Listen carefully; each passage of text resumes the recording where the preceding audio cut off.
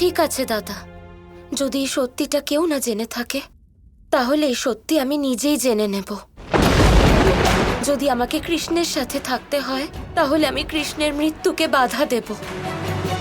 যদি আমি কৃষ্ণের সামনে থাকি তাহলে কৃষ্ণের মৃত্যু কৃষ্ণের ধারে কাছেও আসতে পারবে না।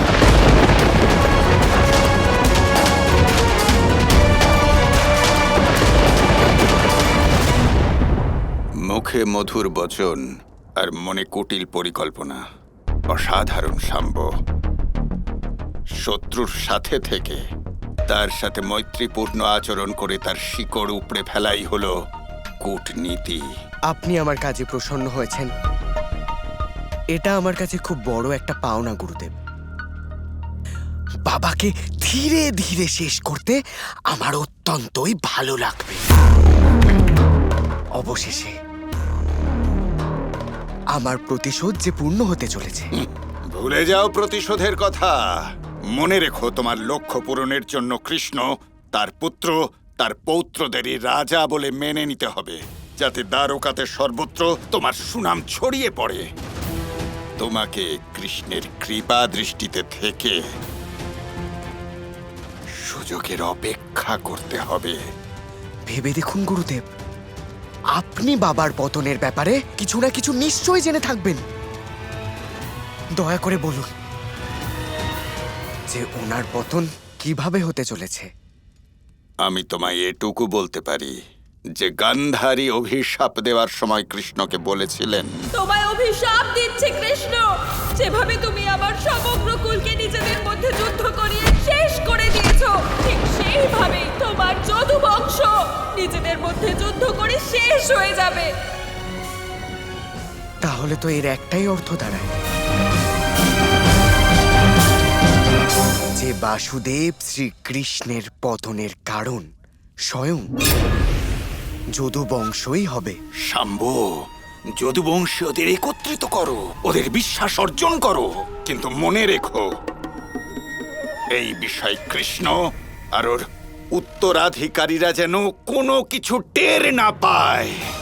এবার আমি বুঝতে পেরে গেছি যে আমার শক্তি কে হবে। যদুকুলের চন্দ্র বংশে স্বয়ং যদু বংশীয়দের গ্রহণ লাগবে, আর তাদের নেতৃত্ব দেব স্বয়ং আমি।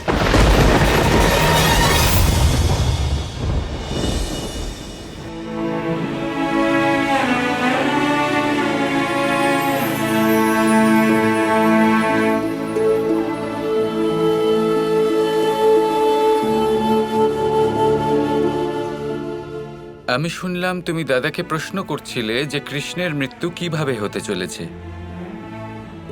এইসব জেনে তোমার কি লাভ রাধা? যদি আমি দ্বারকাতে থাকি তাহলে আমি সত্যিটাও জেনে নেব, নয়তো তোমাকে আমার সাথে গোলকে যেতে হবে। তুমি জানো আমি এসব করতে পারবো না রাধা। এইসব জেনে তুমি শুধু শুধু নিজেকে কেন দুঃখী করতে চাইছো?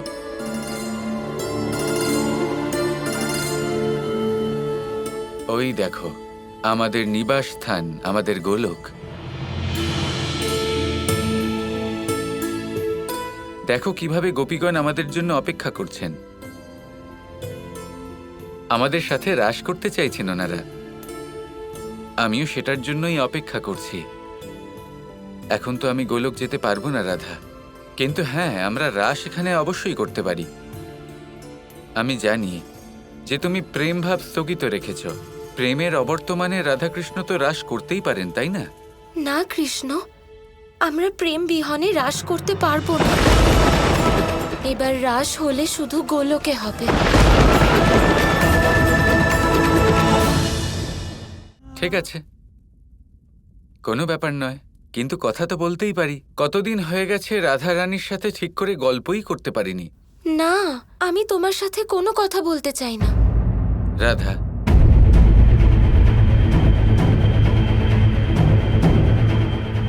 তুমি আমার সাথে কথাও বলতে চাও না, সেটাও আমি মেনে নিলাম, কিন্তু আমার বাঁশির সুর অন্তত শুনে নাও।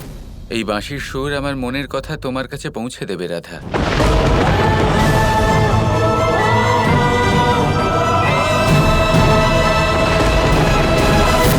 না কৃষ্ণ, বাঁশি তো ভুলেও বাজিও না। এই বাঁশির সুর শুনে আমার গোলকের কথা মনে পড়ে। আমাদের সুখ দুঃখের স্মৃতি এই বাঁশির সুরের দ্বারা জাগ্রত হয়ে যায়।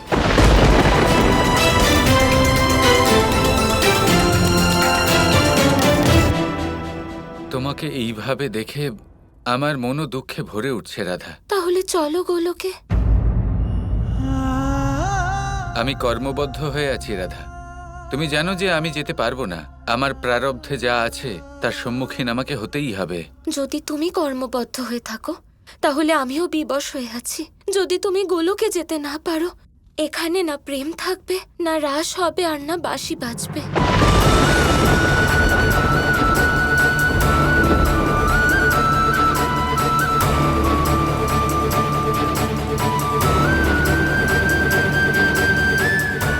বাঁশি তো আজ অবশ্যই বাজবে রাধা।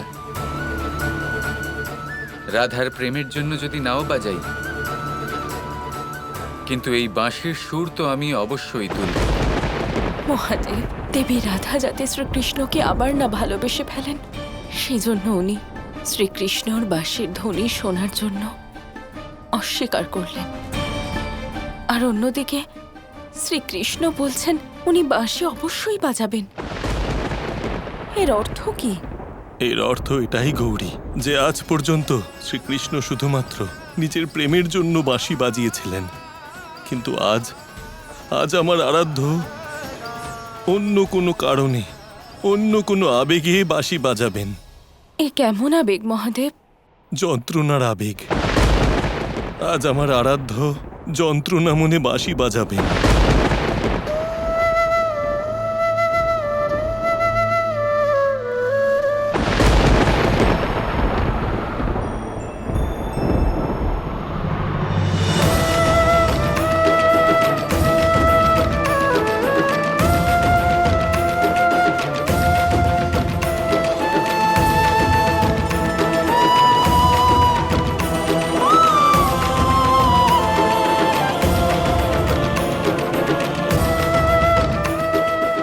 এত যন্ত্রণা আছে তোমার সুরে।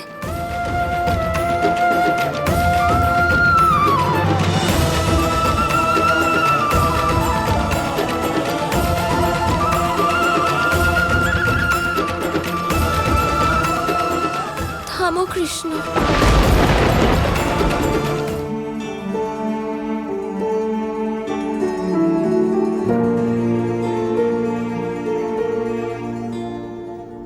কৃষ্ণ, তুমি কিছু খাওনি, ভোজন করে নাও।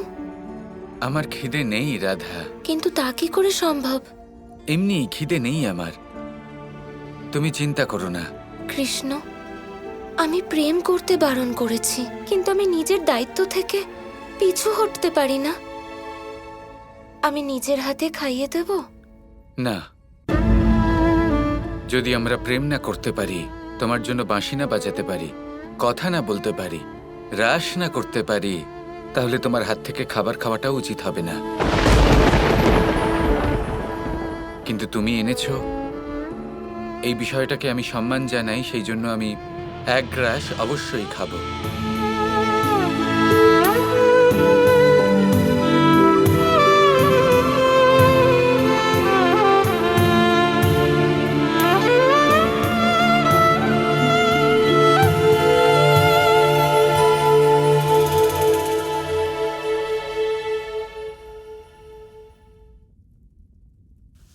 কৃষ্ণ, তোমার বাঁশির সুরে এত যন্ত্রণা আছে। বলো না, এমন কোন মানুষ আছে, কোন বস্তু আছে, কোন স্থান আছে যা তোমার যন্ত্রণার কারণ? বাদ দাও রাধা।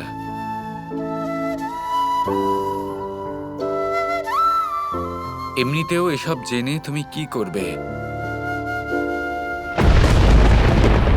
কৃষ্ণ, আমি একটা প্রতিজ্ঞা করেছি যে তোমার সাথে থেকে তোমার প্রত্যেক যন্ত্রণার সমাধান খোঁজার চেষ্টা করব।